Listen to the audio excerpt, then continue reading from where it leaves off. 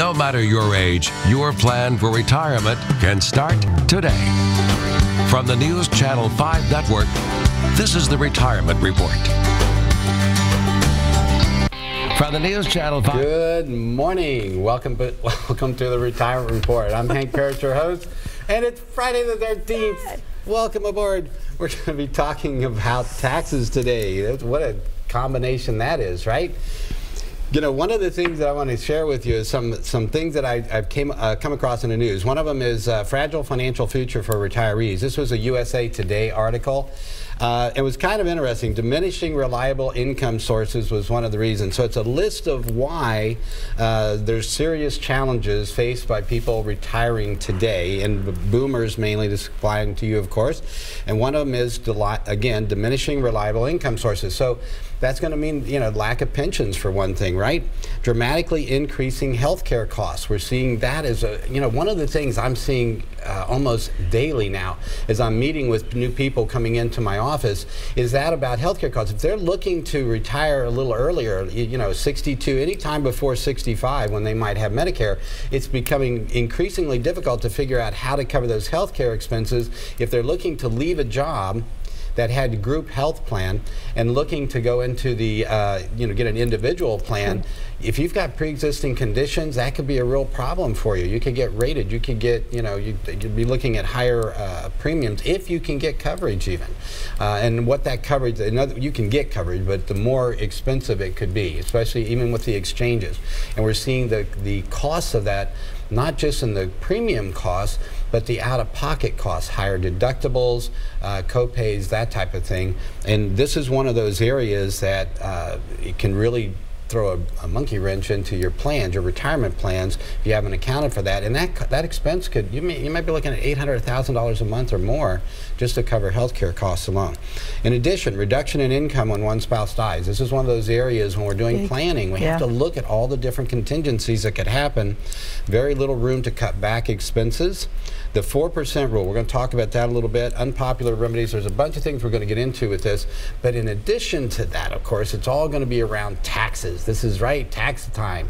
And we're going to be talking about, one, last minute things is getting those taxes in. You've got till Tuesday, so just a few days left to get all that done or get that extension filed if that's needed. And we're going to talk about what's involved there. And we're going to talk a little bit about also tax planning, right? To get the taxes in, then start talking about how can we minimize and reduce taxes for 2018. And with me today to help with that is Dr. Friday with Dr. Friday's Tax and Financial Firm. She is a tax expert when it comes to individuals and small business owners. So here we are, my good friend and special guest, Dr. Friday. Hey, welcome aboard again. Thank you. You know, this is one of those areas. I was talking about the USA Today article, Fragile Financial Future for Retirees. And this is another area where, to me, taxes. You know, looking at everything you can do to reduce taxes on Social Security for retirees, this is another area that you can, a lot of people don't realize that Social Security income is taxable, which is kind of, you know, here, we'll give it to you in this pocket and take it back out of this one. Right, because, well, because they always hear as long as you're over the age of 65, it's not taxable is what they interpret, what they're missing in that conversation. It's not taxable as far as giving back. If you're under your full retirement age, if you work and make more than that $17,000 or thereabouts, you may have to pay back some of your Social Security benefits. But once you hit your full retirement, you can work all you want. They're just going to tax all of it. So that's where it gets a bit tricky in their conversations. Which is on that, to your point, 62. If you retire, first age at which you can take Social Security is age 62. So if you're 62 and you decide that you're going to apply for Social Security benefits at that point, and you start taking them, and you make income in excess, it's $16,900, $17,000, it goes up every year. For every $2 over that you make, you give back a year, or they take back, if you will, a year, or excuse me, $1. For every $2 they take back $1. There you go. In the morning. All right. For every $2 you make over that amount, they take back $1 in terms of your benefits. Now they'll reduce those benefits down. Now it's when you do reach full retirement age, they will recalculate and stretch over your lifespan what that impact might have been. But it's now you know, that's the thing. It's going to be a reduced amount. So if you're going to work in retirement, you most likely are better Okay, and you're going to make over $17,000, of course. You're better to just wait to take your Social Security benefits rather than have that kind of a balancing act going on. The other part, though, even then, let's say if you're taking those Social Security benefits, and not only is it their reduction potentially, but they're taxable because you're probably, if you're making over $17,000, guess what? We do the provisional income formula, and you're going to be paying taxes on that money as well. And even when you reach full retirement age, whether that's 66 up through 67. When you reach that full retirement age, no longer have to worry about, you can make as much as you want at that point. It's not going to impact the reduction of benefits, but again, taxation of those benefits. And there's two things you have to look at. With your other earnings, one, it's 85% of whatever your Social Security is. So, you know, most of it's taxable. Also, the means testing on Medicare. So if you're showing big, 1 year, let's say you sell a lot of stock or you take a large distribution because you want to pay off your mortgage, whatever. I have that happen all the time. And then the next year they've come back and say, oh wait, you owe more, but this was a one-time deal, Friday, I don't understand. And it goes through that whole year until you file the next year, and then they'll make an adjustment. They won't go back and give you back any of that money. They'll just adjust it moving forward. So be careful when you make some of those judgments. You think, oh, it's no big deal. The guy says, oh, they're going to take 25% out of my 401k and it will cover everything. And next thing you know, they're owing 35 because their Social Security benefits have become taxed at that point, and their Medicare for the next year has went up drastically because of that extra withdrawal. Yeah, it can be a big increase. You're going to be looking at hundreds of dollars a month or $1,000 a year in additional premium that you have to pay. And here again, by just looking at, it's not just what tax bracket is going to bump you into. It's then, well, what's the effect on the Social Security benefits? How much of those are going to be taxed? Up to 85% of your benefits could be taxed. If you get $36,000 a year in benefits, that's $30,000 that would be taxable income. And if you're up in a 22% bracket, guess what? There's about $7,000 in taxes you're going to all of a sudden have to pay. In addition to the tax on the money that you took out of the 401k and the IRA and that. And this is another area. One of the things when it comes to taxes, understanding how this progressive tax system works. And so if you're for a couple age 65, for instance, about $103,000, $104,000, up to that amount, you're still going to, that's maxing out the 12% bracket. So if you're taking IRA distributions as an example, one of the things we look to there is how can we make sure that you stay in that 12% bracket, because if you exceed that amount and bump up into the 22% bracket, think about that.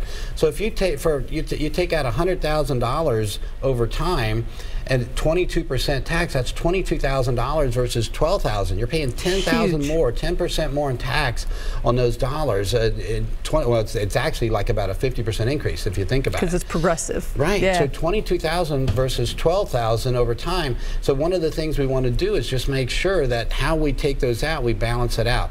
Distributions during retirement, that's a big deal in terms of how we do it, where we take the income, how we minimize taxes, and how we make sure that more money stays in your pocket and less going to the IRS. So I think, did we have, yes, we had a caller. We have a caller. Let me go to the phone, and I'm sorry I didn't catch the name. Hello? Hi, Cindy, welcome to the Retirement Report. Yes, okay, I have a couple of questions. Sure. Now, I am on Social Security disability, and that's my only income. And I recall once before I asked this question, and I believe your guest, Dr. Friday, said that I did not have to file taxes if that is my only income. Now, the second part to it is I sold a house back in 2017. So would that have any bearing on whether or not I should file? Was this a rental or investment property, or was it your primary residence? Primary. If it was your primary residence, are you single, sweetie? Yes. Did you make more than $250,000? Nowhere close. Okay, then you would not be required to file still. So even though I have been filing in the past, and if I decide, well, I'm not going to file because I don't really have to, there won't be any problem? There'd be no problem. There's no mandate that people have to file taxes. Believe it or not, the mandate is you have to pay taxes if you owe it, and you need to file to prove that. Now, if that had been a rental property, you would have had to file because there would have been some recapture of depreciation and rental income possibly or whatever. But in your case, it's your primary residence. It's a waiver on the capital gains on that particular entity, and it does not make Social Security taxable. So you are still not required to file. Okay, thanks so much. No problem. Thank you. All right, one of the things when it comes to filing your taxes, and we're coming up, of course, getting that deadline in. So we've got till yes, right. Time for a break. Time for a break, yeah. So they've got till Tuesday, end of business, or Tuesday, whatever, right? Because Emancipation on Day is Monday, which is a holiday in Washington D.C. So we all get to extend it till Tuesday. So midnight on Tuesday, you better have hit the send button. Okay, or so you either file your extension. Or file the extension. Or file your taxes. Exactly, exactly. And I would just suggest, even if you plan to still make the deadline, for example, all of my clients that are my clients, we've already filed extensions. If I did your taxes in 2016, I have filed an extension for 2017, because even if I get you done in the next 4 days, I don't want the pressure. What if that person ends up going out of town or gets whatever? The fine for not filing your paperwork without an extension is 5% per month. If you owe money. Let me clarify. If you owe money, the penalty becomes failure to file penalty is 5% per month. If you file with an extension and you don't pay, it's only 0.5%. Huge difference. So file that extension and make sure when you file it, you do meet the deadline. So businesses would be September 15th, individuals October 15th. So you got an extension that gives you plenty of time, 6 months basically, to get those taxes in. But now, as Dr. Fry was just saying, if you're going to file that extension, it's not an extension. It doesn't give you, it gives you additional time to file, not additional time to pay. Big misconception, because a lot of people come in and say, well, I filed an extension, so I mean, everybody would file an extension that owes money if it extended the dollar amount. It doesn't extend, so you're now in a loan situation with the IRS. And I would suggest, even if you file the extension, and some of the reasons people file is because they don't have the money, or sometimes in the case of people with Hanks people or something, a lot of times they're trying to max out their SEP, and they would have until that deadline to maximize it. So sometimes they're still contributing to 17 all the way through until October to maximize that deposit. But if you owe the IRS, go ahead and start making payments. You can send in an ES form, a 1040 ES for 2017. You can mail them in every single month. Start making that payment, reducing. Even if the government doesn't know how much you owe because you haven't filed the taxes, still keep paying if you can. That's it. So make sure you estimate those. We're going to take a break. When we come back, we're going to get into this a little bit more and talk about basically when it comes to these penalties and what that could amount to,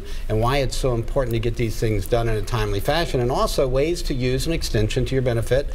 SEP IRAs is one of those exceptions that allows you to contribute up to October 15th, unlike other retirement accounts. And we'll talk a little bit about how the rules work with those too in terms of making the deposits. But first, we're going to take a break. Join us here. We'll be right back on the Retirement Report. The storm